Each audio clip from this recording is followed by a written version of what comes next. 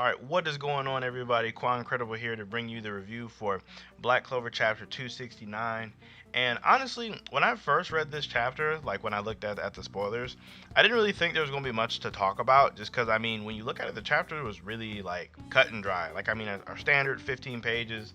And it was just, Asta fights the anti-magic devil. But like when I reread it when the officials came out, there was a couple things that I really did enjoy about this chapter that I don't know if like Tabata like subtly put these in here on purpose or if it's just like me over analyzing it, or I don't know, but there were some things I liked. In the very beginning, one of the things that I really enjoyed the most right off of the bat is Asta when he's sensing the anti-magic devil with his key, and he says it's a phenomenal amount of anger and hatred and even sadness. And like we all knew that Key can sense these things. Like it can sense a person's emotions, whether they're lying, their next movements. It's really like that, like sixth sense. So the fact that he can even like look into him and just see why he feels this way, or not why, but see that he feels this way, is really like, I don't know, it feels really interesting for Asta's character. And even how Asta deals with it, like he's basically like, all right, I'll accept your feelings and I'll fight you and I'll win. So it's like Asta understands that the anti-magic devil has like strong feelings towards this. I love that are past what regular hatred or regular malice would be. Even a couple chapters ago when he said that this guy is not like the other devil he fought, being the word devil. Like he can tell that the anti-magic devil, or Labib or Lebi, whatever you want to call him, he has actual feelings. He has a human side to him, which is one of the things that I really, really, really like about this. And it's really funny because we actually go into what their actual fight is, and I've seen multiple people say this, like, oh, how is Asta going to fight against the anti-magic devil? How is he going to be able to win? And it's funny because in this chapter, as well as people who like really, really pay attention to the series, will tell you that, I mean, Asta is still strong on his own. Like he's still really strong. Like, he just runs up and punches him right in the face, because it's like Asta literally trains every single day. Like even when he's injured, like when his arms were broken, he was still training. Like Asta does not skip a training day. So basically, him fighting him straight up shouldn't be that big of a deal. Nocta even goes on to note that the essence of the anti-magic devil's power is to cancel out magic. So since Asta doesn't have any, he's not necessarily at a big disadvantage here, which is true. I mean, like, it's really like they're really neutral towards each other. I would even go as far as to say as that Asta is the anti-magic devil's natural his natural weakness, just because his main advantage doesn't do anything to him. Like it literally does nothing to him. It's just like whatever. The next part that was kind of interesting though is when the anti-magic devil calls out all of the swords, and Asta specifically goes for Yami's katana, and he grabs it. Now this part, again, small nitpick, but I understand that like the anti-magic is imbued in Yami's katana, but it kind of bothered me that Asta was still able to grab it blade side regular, because like I always, at least for my personal headcanon, thought that this would be like Asta's sharp sword, like because all the other swords are more or less blunt, like they don't really cut all like that. So I was assuming that the katana would be the blunt, or not blunt, would be the actual sharp one that could still cut things.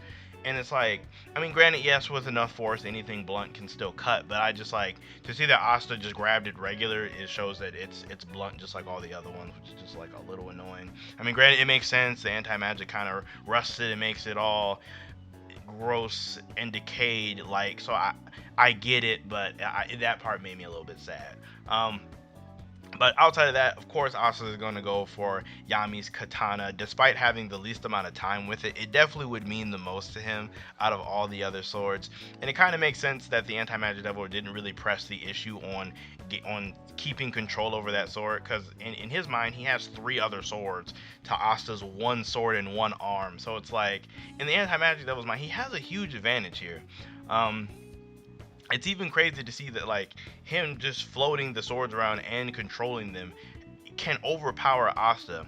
Also, him floating the swords around, granted that there's 3 of them, so a lot of people says it reminds me of Zoro, but it really reminds me of Final Form in Kingdom Hearts.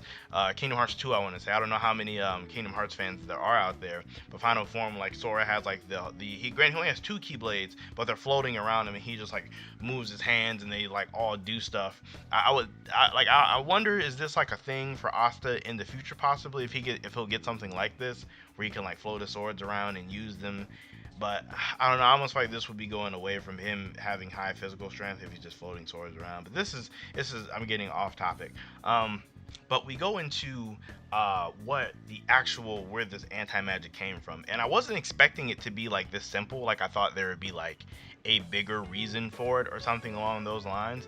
But the anti magic devil goes to say while he was floating in the grimoire, it felt like absolutely nothing. He was floating in just empty space. He kept dwelling on the hatred and the malice and the sadness and how Lucifero took Lasita away from him and all those kind of things. And what manifested in him was anti-magic, the power to cancel out magic.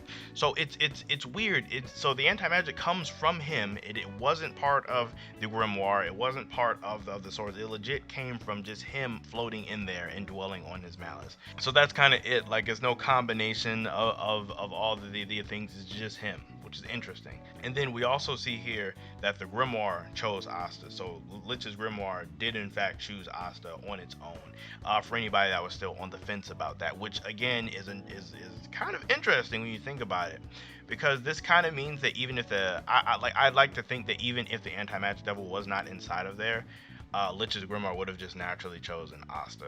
Because like in that sense, it kind of means that like both Yuno and Asta were destined for four-leaf clover grimoires regardless, which is really interesting to me.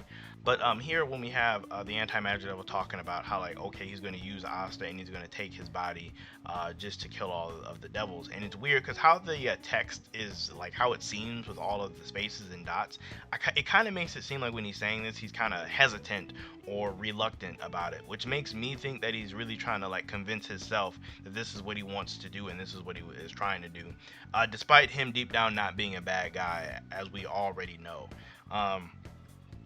And this part is like really cool here when we get like Asta like mirroring Kaito's moves, and like when we get to see like the different flashbacks of like him fighting against other magic swordsmen.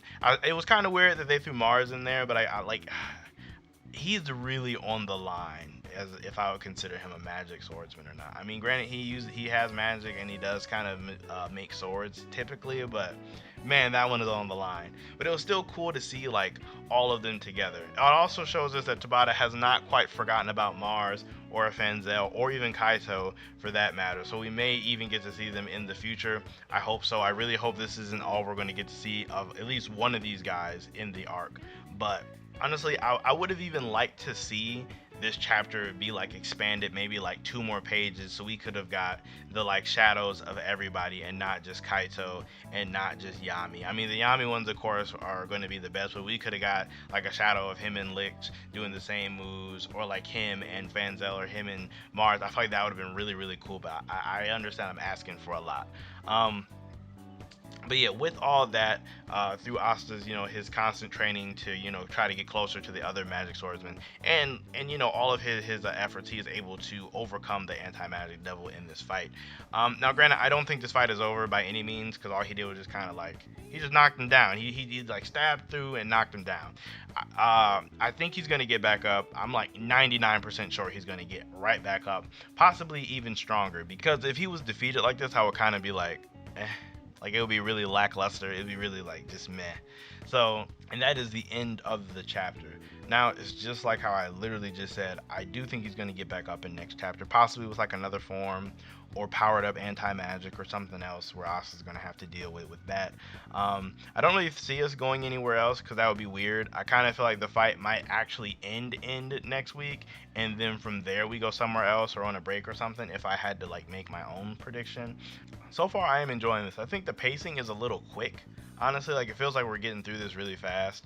Because even at going at 15 pages a week, we're almost basically done with this. At least for how it seems like we're almost done with it.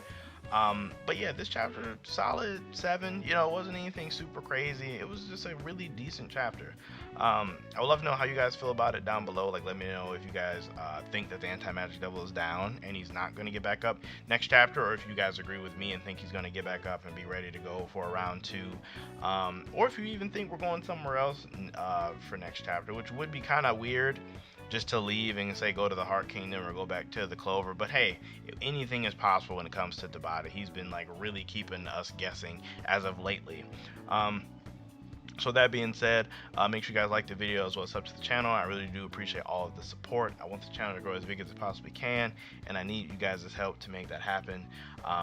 Outside of that, I hope you guys all enjoy the rest of your day, and I will see you in my next video.